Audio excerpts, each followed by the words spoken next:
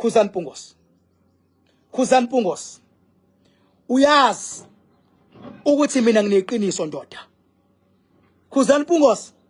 Uyazi ukuthi I don't take shit. Kusekhona indidane, kusekhona omgqumeni, kusekhona omjikijelwa. I don't take shit mina. Iqiniso ngiyalimisa mangelona fuck off. Khuzani Mpungose kule album yakho Khuzani oyikhiphile izwa ngami, izwa ngami. Izwa ngami. Inamandla mfana. Inamandla mfana. Why ngithi namandla?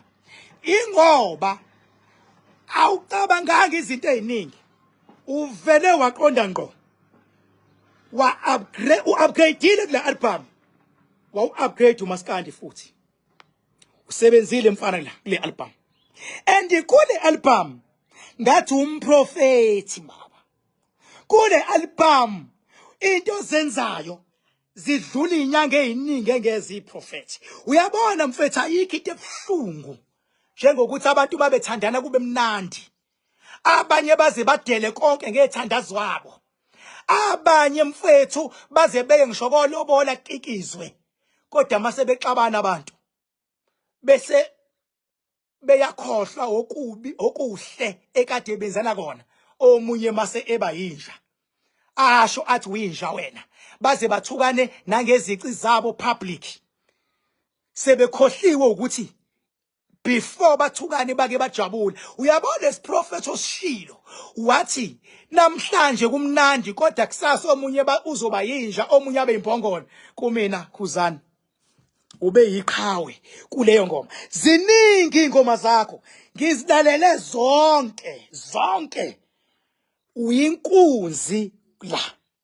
And into engiyithanda kakhulu kule album baba awutalabhanga because ubonile ukuthi lento yokutalapha kahle abantu enjoy abantu abane buying power lento yokutalapha. Akekho masipala ongathi let me invest 500 million to your business ngoba ungitalabhela kahle omunye umuntu. Instant ungawuluza u500 million kuthiwe into yeni nomsindo. Into yeni divide abantu. Kodwa uyabona ungatalaphi kwakho kule album baba ukhombisa ukuba business minded, ukhombisa ukuhlonipha futhi uMaskandi. Ngiyalithanda ukukhuluma iqiniso. Ngenhlanhla iqiniso ngilikhuluma noma ingubani. Umehluko ngithi mangikhuluma ngomunye kanti vele into nento abakhona ama-camp mhlambe enye abanye abantu abangayi-understand into spirituality bathi hawu King Bheki ucheme nobani, uKing Bheki ucheme nalo, uKing Bheki mina ngicheme ngisesenta njengoba ngincoma uKhuzani ngelinye ilanga ngizoncoma omunye umculi. Angifuni ukufihla lokho. Umenze kahle ngelinye ilanga ngizomgxeka omunye umculi maye ebhedile. Ngiyomgxeka nje ngoba ufuna simgxeke ukuze afake more effort. But Khuzani zonke ingoma zakho njengoba sengiyintele eyodwa khona ngisho eye gospel baba othe mawuyishaya yangithinta.